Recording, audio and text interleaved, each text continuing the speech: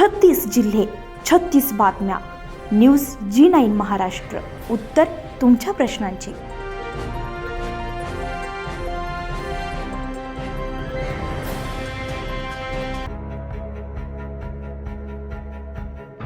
विदर्भ गौरव प्रतिष्ठान, Yashwantrao Chavan centre, जिल्हा केंद्र नागपूर आणि स्नातकोत्तर मराठी विभाग माजी विद्यार्थी संघटना यांच्या संयुक्त विद्यमानं सुप्रसिद्ध समीक्षक डॉक्टर कोमल ठाकरे लिखित राष्ट्रसंत वाङ्मय दर्शन या ग्रंथाचा प्रकाशन सोहळा सिव्हिल लाईन्स येथील बॅनियन हॉल चिटणवीस सेंटर येथे उत्साहात पार पडलाय. कार्यक्रमाच्या अध्यक्षस्थानी विदर्भ गौरव प्रतिष्ठानचे अध्यक्ष डॉक्टर गिरीश गांधी होते. प्रमुख उपस्थितीमध्ये सुप्रसिद्ध साहित्यिक डॉक्टर अक्षय कुमार काळे, मराठी भाषा विद्यापीठ रिद्धपूरचे कुलगुरू डॉक्टर अविनाश आवलगावकर, राष्ट्रीय ओबीसी महासंघाचे अध्यक्ष प्राचार्य डॉक्टर बबनराव तायवाडे यांची उपस्थिती होती. अध्यक्षीय भाषणामध्ये डॉक्टर गिरीश गांधी यांनी राष्ट्रसंतांच्या वाङ्मयाचं आधुनिक समाजातील संदर्भ स्पष्ट करताना सांगितलंय की राष्ट्रसंतांनी मानवतेचा जो व्यापक दृष्टिकोन मांडलाय तो आजच्या विखुरलेल्या समाजाला एकत्र आणणार आहे. राष्ट्रसंतांचे विचार हे केवळ अध्यात्मापुरते मर्यादित नसून सामाजिक परिवर्तनाची दिशा देणार आहेत. डॉक्टर कोमल ठाकरे यांच्या ग्रंथातून या विचारांचे तर्कशुद्ध आणि चिकित्सक पुनर्वाचन झाले असून ते नव्या पिढीसाठी दिशादर्शक ठरेल. डॉक्टर अक्षय कुमार काळे यांनी आपल्या भाषणामध्ये राष्ट्रसंतांच्या वाङ्मयाला राष्ट्रीय एकात्मतेचं प्रभावी साधन संबोधलंय.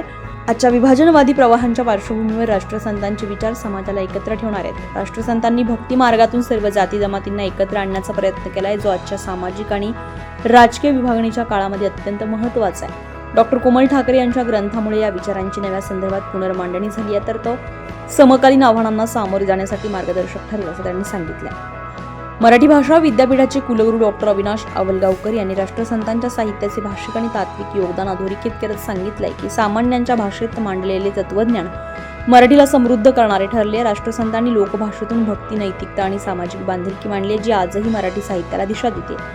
संत ज्या दृष्टीने समाजाकडे बघतात त्या दृष्टीने समाज संतांकडे बघत नाही आणि म्हणूनच भोंदूबाबांचे फावते आणि समाजाचे फार मोठे नुकसान होते, हे अलीकडल्या काळामध्ये घडणाऱ्या घटनांवरून लक्षात येते.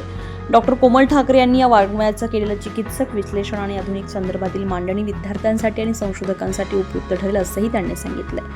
डॉक्टर बबनराव तायवाडे यांनी राष्ट्रसंतांच्या कार्याचा सामाजिक परिणाम मांडताना सांगितलंय की राष्ट्रसंतांच्या विचारांमुळे वंचित आणि ओबीसी समाजामध्ये आत्मभान आणि स्वाभिमानाची जाणीव निर्माण झाली आहे. सामाजिक विषमता आणि अन्यायाविरोधातील राष्ट्रसंतांची भूमिका आजही तितकीच प्रभावी आहे.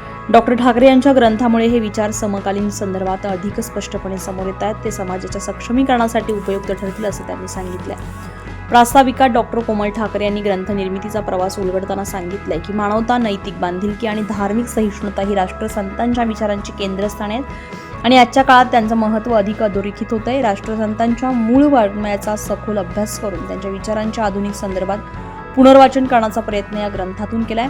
कार्यक्रमाचे प्रास्ताविक लेखक डॉक्टर कोमल ठाकरे, संचालन डॉक्टर शुभदा फडणवीस, तर आभार प्रदर्शन ज्येष्ठ पत्रकार बाळ कुलकर्णी यांनी केलंय. कार्यक्रमाला मराठी अभ्यासक, संत साहित्याचे संशोधक, प्राध्यापक, शिक्षक तसेच साहित्यप्रेमींची मोठ्या संख्येने उपस्थिती लाभली आहे. महाराष्ट्रामध्ये आपल्या सर्वांचं स्वागत आहे.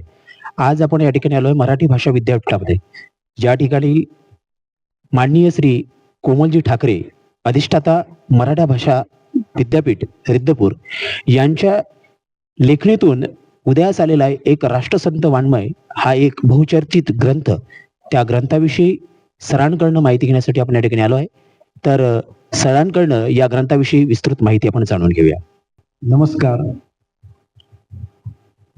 राष्ट्रसंत वाङ्मय दर्शन या ग्रंथाचं प्रकाशन नुकतंच नागपूरच्या चिटणवीस सेंटर मधील एका सभागृहात संपन्न झालं. या कार्यक्रमाच्या अध्यक्षस्थानी विदर्भ गौरव प्रतिष्ठानचे आणि विदर्भ साहित्य संघाचे नवनियुक्त अध्यक्ष, सामाजिक सांस्कृतिक क्षेत्रातील अत्यंत महनीय व्यक्तिमत्व डॉक्टर गिरीश गांधी हे प्रामुख्याने उपस्थित होते. या कार्यक्रमाला प्रमुख अतिथी म्हणून 90व्या अखिल भारतीय मराठी साहित्य संमेलनाचे अध्यक्ष, महाराष्ट्रातील ख्यातनाम काव्य समीक्षक डॉक्टर अक्षय कुमार काळे सर, मराठी भाषा विद्यापीठाचे कुलगुरू, ज्येष्ठ साहित्यिक संशोधक डॉक्टर अविनाश आवलगावकर सर आणि श्री सच्चिदानंद शिक्षण संस्थेचे अध्यक्ष, राष्ट्रीय ओबीसी महासंघाचे अध्यक्ष डॉक्टर बबनराव तायवाडे साहेब, प्राचार्य doctor Sharayu Taywade madam, Balasaheb Kulkarni, Shubhada Phadnavis madam, हे सगळे आणि जवळपास 500 रसिक वाचक या कार्यक्रमासाठी उपस्थित होते. हा ग्रंथ डॉक्टर कोमल ठाकरे म्हणजे मी हा सिद्ध केलेला आहे. राष्ट्रसंत वाङ्मय दर्शन या ग्रंथामध्ये विशेषत्वानं अनेक अभ्यासकांना एकाच ग्रंथामध्ये संपूर्ण माहिती अभ्यासाला मिळावी.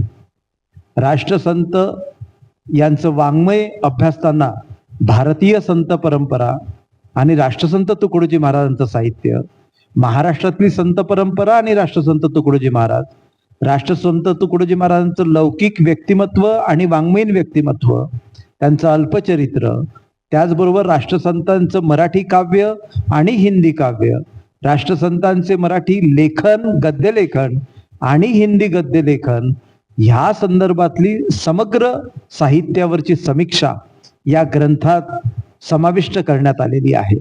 त्यामुळं या ग्रंथाची चर्चा बऱ्यापैकी होत आहे. राष्ट्रसंत तुकडोजी महाराज अध्यासनात शिकणाऱ्या विद्यार्थ्यांसाठी आणि एकूणच राष्ट्रसंत तुकडोजी महाराजांवर संशोधन करणाऱ्या विद्यार्थ्यांसाठी, महाराजांबद्दल जाणून घेण्याची उत्सुकता असणाऱ्या सुज्ञ वाचकांसाठी हा ग्रंथ अत्यंत महत्वपूर्ण ठरणारा आहे, असे माझे प्रामाणिक मत आहे. न्यूज जीएन महाराष्ट्रासाठी दिनेश गोहत्रे, चांदूर बाजार.